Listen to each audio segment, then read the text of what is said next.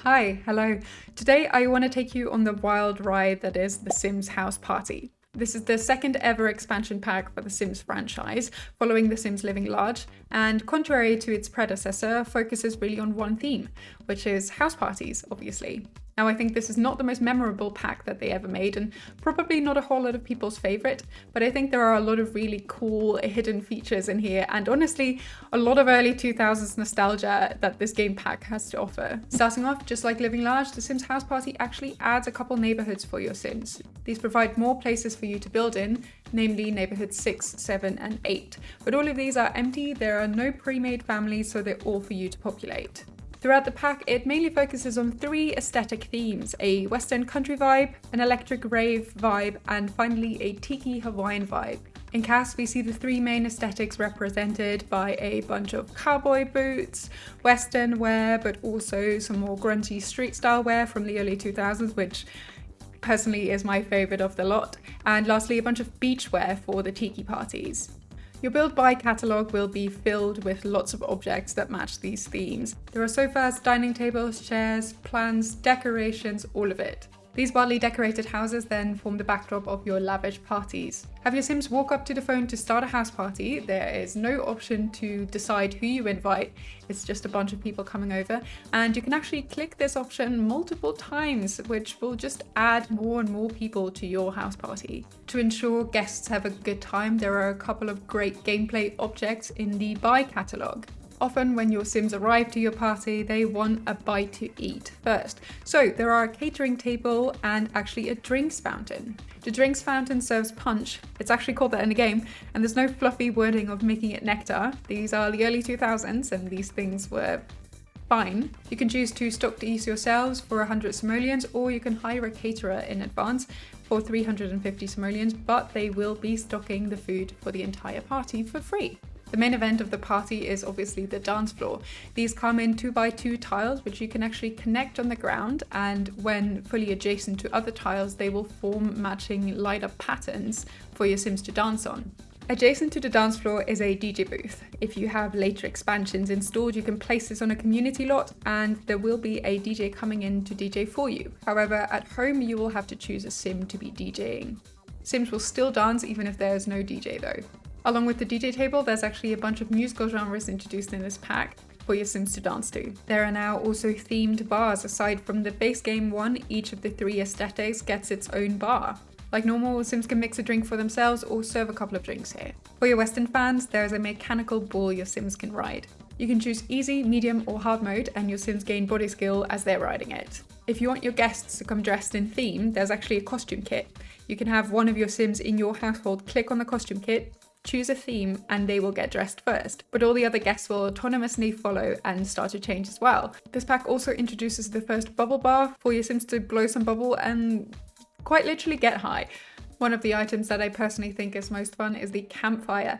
Your Sims can sit around the campfire, sing songs and roast marshmallows, and if you have a Sim with very high charisma and they tell a story, you might actually find a hidden NPC. If you tell a story at night to at least 2 other Sims and you get to completely finish it, you have a chance of a ghost appearing from the campfire. This will startle the surrounding Sims, causing them to run away, but leave your Sim laughing.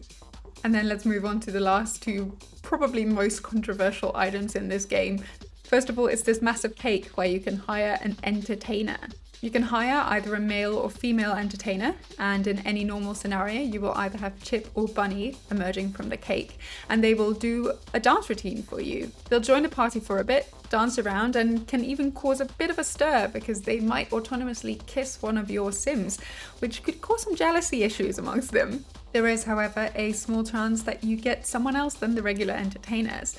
For female entertainer, you can have a gorilla show up. Sims will clap and will actually enjoy the show still, but for male entertainers, there are 2 other options.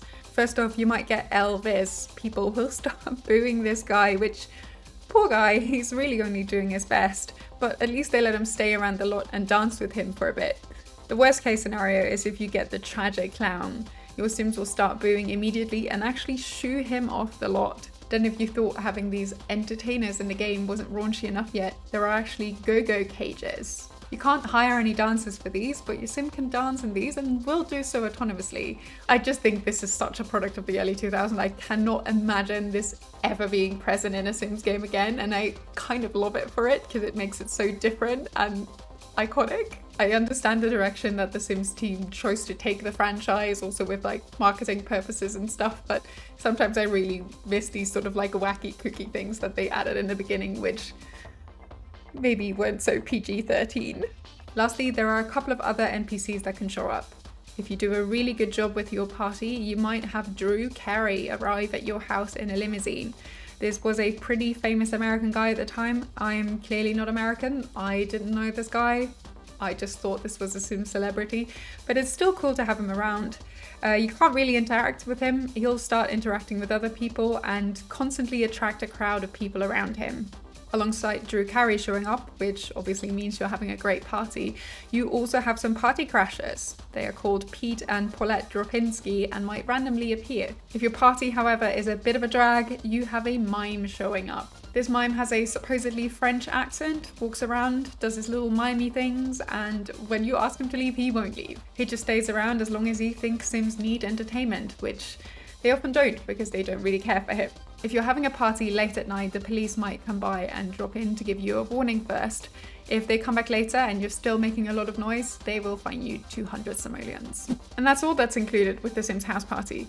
Now, comparing it to Living Large, which I did in a previous retro review, I've actually linked it down below in the description.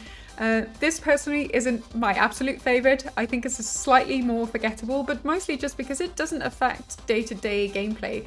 You really have to initiate a party for this to apply. Whereas with Living Large, it was just surrounding your Sims at all times. Now, I don't think by any means that this was a bad pack. We're talking about a game that came out in 2001, a time of rapid technological advancement, and they were obviously still trying what worked for The Sims and what didn't work. I think them adding punch and entertainers and go-go cages really shows that they were still testing what the audience for this game was and that it was still very much geared towards adults as well.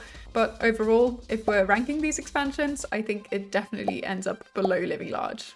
I realize it's been a hot minute since I last uploaded a video, but I'm still equally passionate about these games, and I hope to see you around for the next one. Bye bye.